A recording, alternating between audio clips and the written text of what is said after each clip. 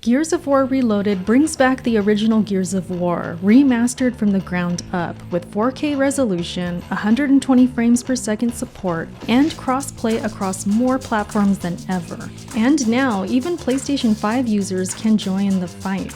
With the multiplayer beta underway, it's time to rev up our chainsaws and get dirty. So whether you're new to the Gears of War franchise, or a longtime fan looking to shake off the rust, here are some helpful tips to improve your game in Gears of War Reloaded multiplayer.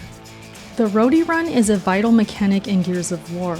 As unique and nostalgic as it is, it also comes with camera shake by default, which can be distracting and even cause motion sickness. In Gears of War Reloaded, you can turn the camera shake off by going to the settings, game, and then camera shake off.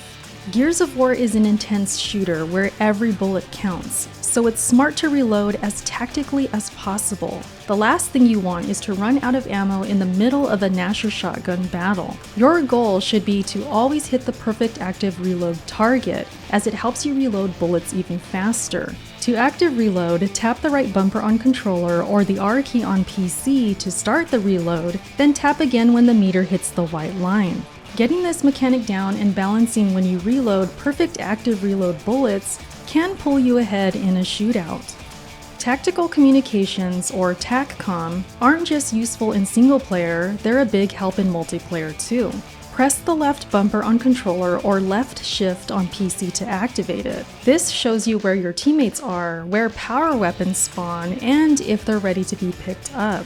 Tac-Com also gives you better visibility when smoke grenades are thrown, helping you make smarter, more strategic moves.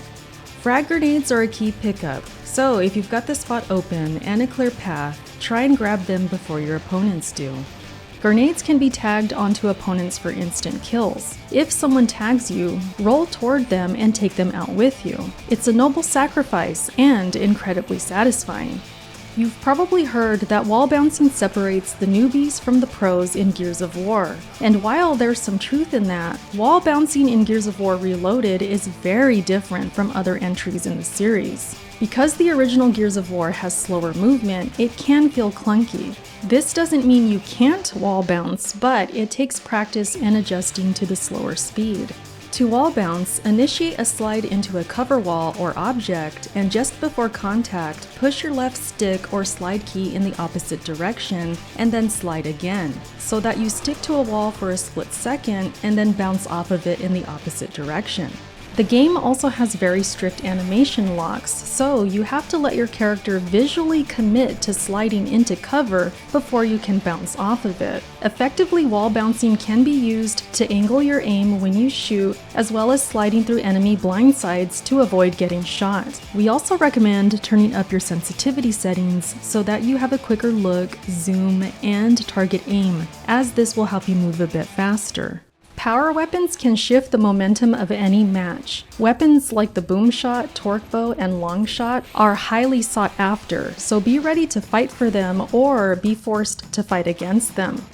At the start of each match, most players rush to power weapon spawns. If you can, work with your team to secure them. Offer cover fire for teammates trying to pick them up, and use smoke grenades for added protection. Communicate and mark enemies who grab power weapons, so that your team is aware and can respond. A good tactic is to swap to a different weapon if you have the power weapon equipped just before death, so the enemy team cannot steal it from your corpse. While the Lancer, pistol, and power weapons are great at range, Gears of War is built around close quarters combat. That's where the Gnasher shotgun shines, as it's the most reliable and most used weapon in multiplayer. Gears of War Reloaded uses the original Gears 1 Gnasher formula, meaning shots come from the center of the screen rather than the barrel. It can feel inconsistent when hip firing, so line up enemies in the center of your screen slightly to the right of the shotgun barrel. Hip firing and cover shooting are key, but don't forget to aim down sights when there's a bit of distance. You'll land more precise shots that way. Gears of War is packed with audio cues that let you know what's happening around you.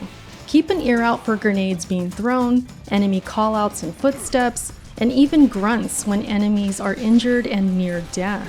Use these cues to make quick decisions, push forward to finish an opponent, or fall back to regroup, because your ears are just as important as your eyes. Being aware of enemy movement is crucial, and that includes knowing when spawns swap. The game will alert you with on-screen text and a sound cue. This is your warning to prepare for flank attacks or to plan a surprise of your own. Each player gets spawn protection, but it only lasts for a few seconds. If you're new to Gears of War and find yourself dying a lot, try slowing things down and playing more strategically. This isn't Call of Duty, and you won't always win just by shooting first. Gears is a cover-based shooter where positioning and teamwork matter more than raw speed. If kills are hard to come by, focus on being a strong teammate, mark enemies, communicate with your squad, and attack together. Coordinated pushes can overwhelm even experienced players. It's tempting to play fast when you see others rushing in, but remember, they may have been playing for years. Take your time, play smart, and most importantly, have fun. And those were just a few beginner's tips to get you started out right in Gears of War Reloaded multiplayer. Thanks for watching, and for more on the world of video games, stick with IGN.